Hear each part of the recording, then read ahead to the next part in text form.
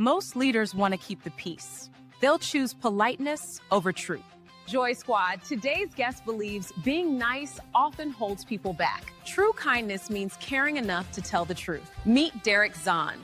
He's the leader who has been showing up 29 years for others on their absolute worst days. That journey started in Baltimore as a commercial auto adjuster. Now he's protecting the most complex claims in the business. Those early years at Farmers and Zurich shaped his approach. Later, he led global teams for AIG across 12 countries. You won't find him just managing from headquarters. During the LA wildfires, Derek flew out while the fires were still burning. He got his hands dirty alongside the team. That's exactly why he's the Chief Claims Officer at Pure Insurance. Derek insists you can't lead well without actually enjoying the humans you lead.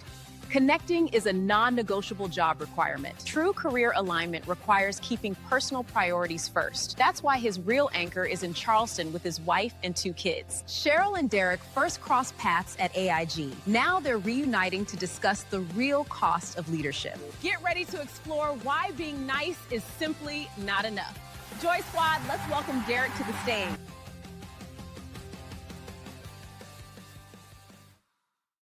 You see the screen? I can't. Oh my gosh! Did you see that intro? That was what do you think of that intro? That was very kind. Wow, that was great. That was great. I do remember the first day I met you at AIG, which was didn't realize it was going to change my path on how I led people. But yeah, it's been a long career. Taking me all over the country and the globe, and I'm excited to be here today. Unfortunately, the laptop's not working, and the connection's pretty bad. So no, but I'm glad that we're still able to have the conversation. Everybody can hear you. I've got my phone completely turned up and as close to the mic as possible, so we'll be okay. And we're looking at your lovely, very, very official photograph. Right here on the screen. So we're all good. We're all good. So Derek, we're gonna watch a very, very quick clip that I caught on LinkedIn from Jay Shetty, and I think it's gonna seem a little strange because he's talking to a divorce lawyer about love, but stick with me and let's talk about it after the team runs the clip. You can run a clip, guys.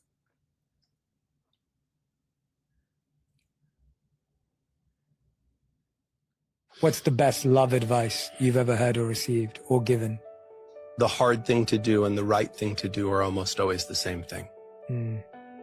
That anytime you're confronted with a choice, that the harder thing is usually the right thing. It's easier to sleep in than to exercise, but it might be the right thing to exercise.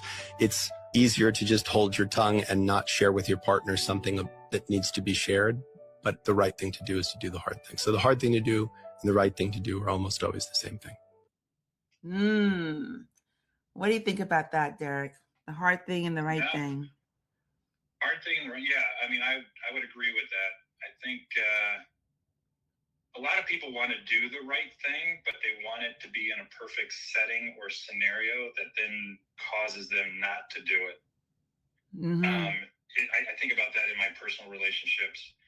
You know, there's a piece of, I wouldn't say feedback because that sounds so informal with like my wife, but there's something that I want to talk to her about, but I want the perfect setting and scenario to talk to her about it. You know, not while she's doing something else or we're taking care of the kids. It's like, okay, well, I'll wait until the end of the evening where we can get some alone time and talk. And usually that never happens. And so then that goes to the next day and you forget about it and it just prolongs. So even when you want to do the right thing, that is going to be tough. I think we put in hurdles on our own that it needs to be perfect to have that conversation when more than likely, hey, if you can, sort of do it sooner rather than later, it's going to be useful. Yeah. I love that makes sense. Yeah, that makes perfect sense. And I often say you've got to, this resonated with me because I often say you have to choose your hard. And, and it's not saying that one thing is, harder than the other, but you just have to pick which one. And the right thing the right thing is often the hardest thing to do, right? Yeah, and also prioritizing the hard, right? And Yeah. what are you defining as hard? This is something I know that I've gotten feedback from my kids on, is like your reaction to not doing the homework and leaving your backpack on the stairs and not taking it up is the same. Like, and so it's like, what is important to you and what's not important to you to have some of these conversations. Yeah. And we talk about that with our leaders a lot, which is like, you need to prioritize what is important to you and to our membership and to our company versus something that, hey, shouldn't have that type of reaction or that level of feedback. Yeah. No, that's important. I love that. And, you know, since you mentioned your leadership team, let's talk about that a little bit, because oh my God, Zola did such a beautiful job of introducing you. Yeah. So I'll make sure I'll make sure you get a clip of that. And we had spent time together. I've been doing some stuff with your team, as we know. And last year we were together, your whole senior leadership team in Charleston, beautiful Charleston, South Carolina. And you wrote in a LinkedIn post that you said that your team moved from being nice to truly being kind. And that, you know, we laughed and we cried during that time. So I just wanted to find out from you, like, what do you mean by that? Like, where does what's nice appear and moving to kindness? What was that like for you guys? Yeah. And I mean, we're still in that journey of fully transitioning, but when I started here at Pure about 8 years ago, it was very clear that, and everyone used this term, which was that our culture was nice. Mm-hmm. And because it's very difficult to sort of capture the individual traits of that culture. So everyone says it's nice. And I would agree with that, right? And so if I would define what nice is here at Pure, is that, you know, everyone was supportive, helpful, available, wanting to make sure that everyone else succeeds. And so I'd rather be a part of a culture like that than a different type of culture, right? As the foundation. Okay. But as the way that can sort of evolve is then, since everyone is so supportive and helpful, people interpret that as, then I cannot give that level of feedback to help improve someone else's leadership or performance, or I'm going to be a little bit more hesitant to give my true opinion on an idea that might, once again, lead to something better, but like, hey, I'm being nice. I want to be supportive of that person, so I'm going to let them go down a path that I probably know might not be the right way. Right. And so, you know, really working with the team to say, okay, it's, you know, we're coming from a position of being supportive and caring about one another. You know, that giving that feedback in the right setting is going to be more valuable than not. And we got to get to that point that we have meetings, we have, you know, brainstorming sessions to where, you know, people are not being honest with themselves on how they're giving feedback, because they don't want to rock the boat. It's not, I don't think it's out of a place of fear. It's just, I want to be more supportive. And right. So I view that if I have any comments, I'm not being supportive. I'm going to be viewed as not being supportive. I mean, does that make sense? Yeah, that does make sense. I often say, I mean, I think it, and I also think it depends. I think it might depend upon who the person is and who they're giving feedback to, right? So if someone was to, because that day, that week that we were together, everyone is in the room. You're a very senior leader, and you had your leadership team, your directs, and then your directs. And so for some, it might be about being supportive, but what do you think about when they need to give you feedback? Do you think there might be a little fear in there? Yeah, okay, fine, fair. Just a little.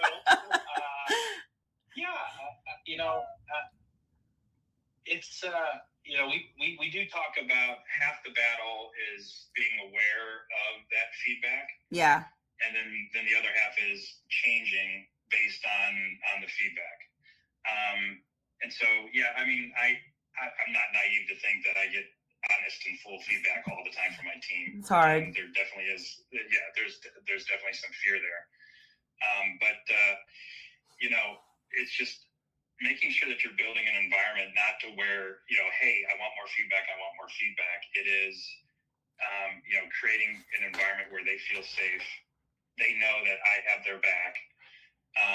And when they do see maybe some behaviors that are concerning, I try to circle back to explain why and in what context.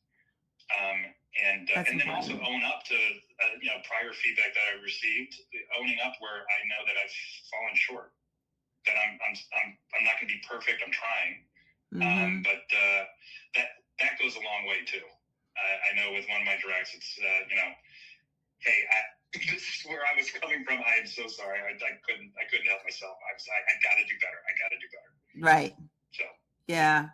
Dwayne's putting in the chat that fear is false expectations appearing real, right?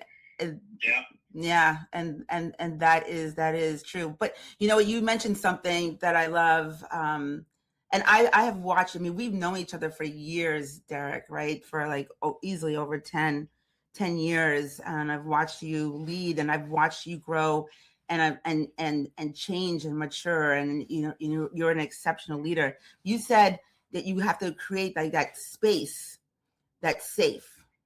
Can you talk more about that? What is that? What do you mean by that? That space that's safe?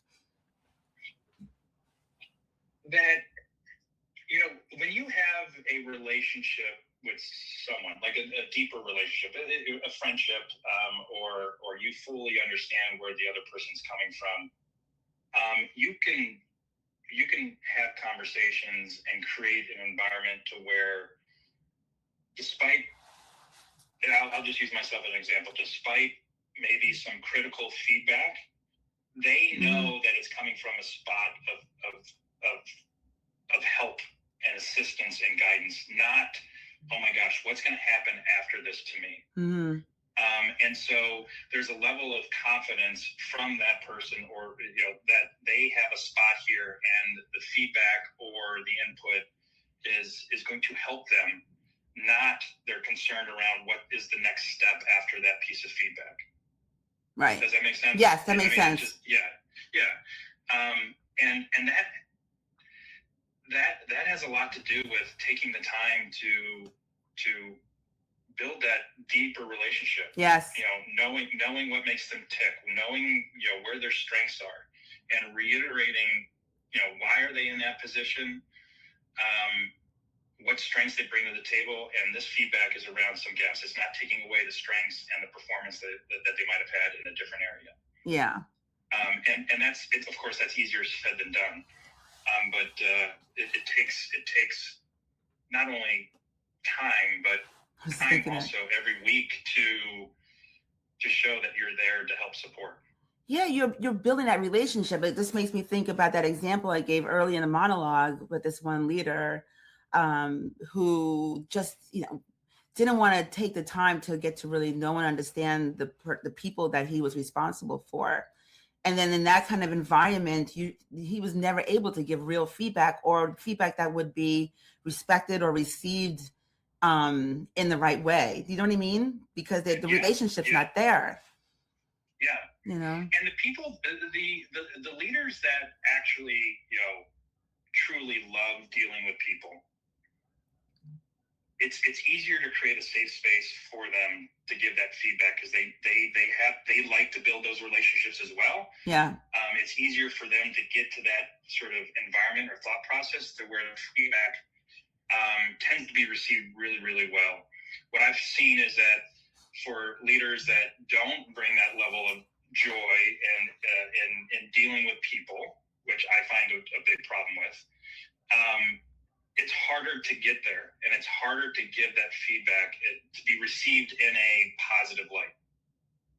Yeah. So like I have leaders that love leading people and love building relationships, and so it's easier for us to get to a spot where they feel safe when I give that feedback, because we've had conversations multiple conversations on building that relationship. Right. It's where I find some problems is where, I don't like to build relationships, even though I am a leader. I don't like to interact with people. And then I'm getting this feedback from, a boss or a boss's boss that, I'm automatically going to that spot of, oh my gosh, am I going to lose my job? Mm-hmm. Where do I stand in the broader context of the company? And so that's, yeah. And doesn't that impact the results? Right. When I hear sometimes I'll have a leader say, well, I don't have time to deal with the team and their issues. I just need them to get the work done. But doesn't it have an impact on the work? Yeah, I mean, it's the level of noise that I'll go back to being nice or respectful avoidance creates, the amount of work that generates from the people that are doing it is it's exponential. So like if I am respectfully avoiding a topic in a meeting with my boss or peer group, we're spending equal amounts of time after the call, maybe even during the call, talking about the feedback that we probably should have given in that meeting. Yeah.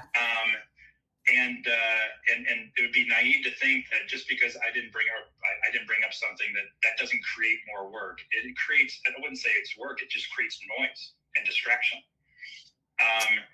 And so, I mean, that's one component. The other component is, it impacts performance, because then people don't know truly where their gaps are, and or an idea gets put into place that someone should have raised their hand earlier on. I've seen this happen so many times where we have a leader, and this is not a Pure. This is at other.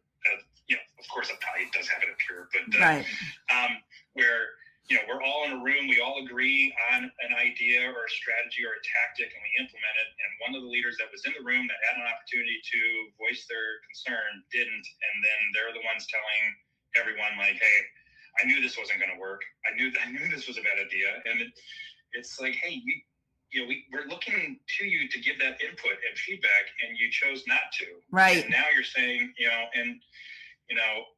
that's probably a bigger problem impacting performance than anything else, is not saying something when you know you should on a strategy or a tactic or idea, and something gets put in place, and then you're saying, I knew this wasn't going to work. Like that's so detrimental. I know, and it's a cop out too.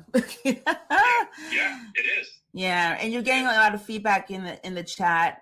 Derek, Nicole, Christy, she's listening to us on LinkedIn, and she said, yes, we need to do a better job checking in on how a person feels about the people side of leading before promoting them to leadership. Yeah, right. So, I mean, interviewing for a leader is extremely difficult. The role that I play in that is, at my level, is my only goal is to see if I can find out if they like interacting with people. And I know that sounds so basic. No, but it's not. Like, it's tough to pull out, because once again, I was early in my career, my leadership style is completely different than the way it is now. And it was all about numbers and results with, while I enjoyed interacting with the people and building relationships, it was more around the results. And it's easy when you get the results to get another position. Yes, true. Right. And so it's trying to find out if that person truly likes people. It boils down to that, because they're going to care. They're going to be empathetic. They're going to figure out what makes someone else tick. And that in turn will drive performance more so than anything else, more so than any strategy or tactic. It's, can you understand where your team is coming from? What are they strong at? What do they need help with, where you can step in and help them? And make sure that they feel heard, and they know that they're safe in that role. And that will drive performance more so than anything else. Amen. This is exactly why I wrote the book, Derek, and exactly what That's why you're named in the back of the book there, my friend. You helped me through many dark seasons. And Jen, Magic here. Jen, a friend of mine here, she says, people can feel if a leader is genuinely interested in them and it can directly impact their performance, which is exactly what you're saying. So thank you. Derek, before I let you go, my friend, I mean, it's so funny when I'm having these conversations on the show, especially with people that I really, really care about, I forget that when we're on the show and we talk about this kind of stuff all the time, that it just feels funny that there are other people who are listening in our conversation right now. That's what it feels like. But I want to ask you though, if you can, because there are so many, like we've got, there's like an epidemic of like burnt out, stressed out leaders who are disengaged. And when you're disengaged and burnt out, more than likely you're not having those conversations that need to be had. So the nice and the kind is like out the window. So before I let you go, what advice, like you are a chief claims officer, you're in the C, you got that C. What advice or guidance can you give to those leaders who are listening, who struggle with this nice versus kind and respectful avoidance? What kind of advice do you have for them? Words of wisdom.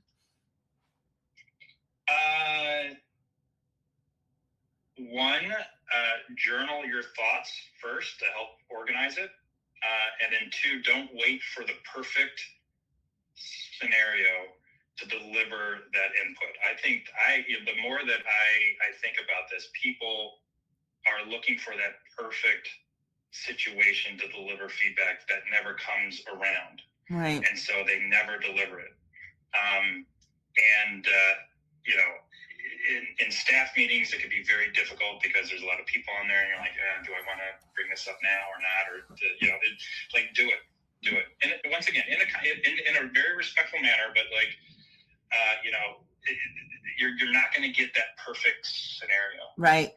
And so I think that is a big part of it. Someone gave me a piece of advice around talking about this sounds sad, but about the passing of my brother. And the reason why I wasn't talking about it because I didn't know exactly what to say. Mm-hmm. And this was about my own grief, right? Right. And someone helped me say, hey, there's nothing perfect to say. And so, there's not a perfect time for it. It's not, you just need to say certain things about, what you're going through.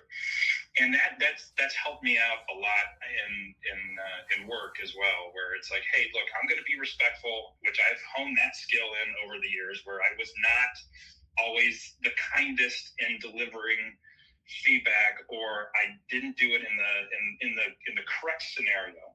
But looking for that perfect scenario or situation, that is what hampers a lot of people. Yeah. And so, yeah. Ooh, that is great. That's great advice, right? And it's never going to get better, right? It's just right. Right. It's going to get more. And it really hit. It did hit home. I'm sorry if I'm out of time, but no, just keep going. When my daughter's trying to get her she finally got a driver's license. Yay. But after every driving session with me, she would ask me, how did I do? And I would say, yeah, it's great. Good job. And despite white knuckling in the passenger seat the entire time, hitting curbs and stuff like that. Oh, God. She finally said to me, those comments are not helping me improve. Wow. And she's like, don't just make me feel good. I'm like, oh my God. Wow. Exactly what I do. Yes. And so she'll kill me if she watches this. But, she didn't pass her test for 4 times. Aww. Until she made that comment, and then I started giving her, once again, very respectful feedback on her driving, and she passed. Right? Yeah. See. Oh my God. What a great story. Right. It's like, oh my gosh, even a 16-year-old is picking up on that, even though she doesn't know the terms, but the respectful avoidance, being nice versus kind, that it was impacting her ability to get her driver's license. Wow. Wow. That is, Derek, thank you so much for sharing the story, because I'm wondering whether or not she probably would have passed it sooner if you had given her real feedback, right? Well, yeah, of course, now I bring that up, and now she blames me for it. Well, she blames me for everything anyway. Well, I mean, she's 16. She's 16. That is what's going to happen. Derek, if you, well, I keep trying to like get you to post more because you are such an incredible leader, and your thought leadership is important for others to hear out there. If folks want to follow you, or just check you out, where can they find you? Just on LinkedIn. That's it. Under my name, Derek Zahn. Find me there. Awesome. Derek, thank you so much for being here today. I appreciate you so much, and your patience and tenacity as we figured out all of the tech issues that are going on with the internet. Really, I'm so happy we were able to make it work out.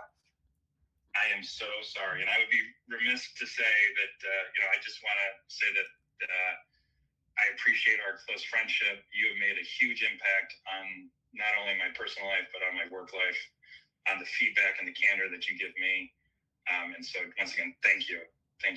So thank you, Derek. I appreciate you, my friend. I will see you later. We're working together with the team, so I'll see you this afternoon. Okay. Thank you so much. Take care. No problem. Thank you. Bye. Oh, wow. Oh, my goodness. Team, squad, thank you so much. I'm glad that you guys were able to hear that amazing conversation with Derek Zahn. And Derek, I know you're still there. I can see you in the green room. Thank you again for being here.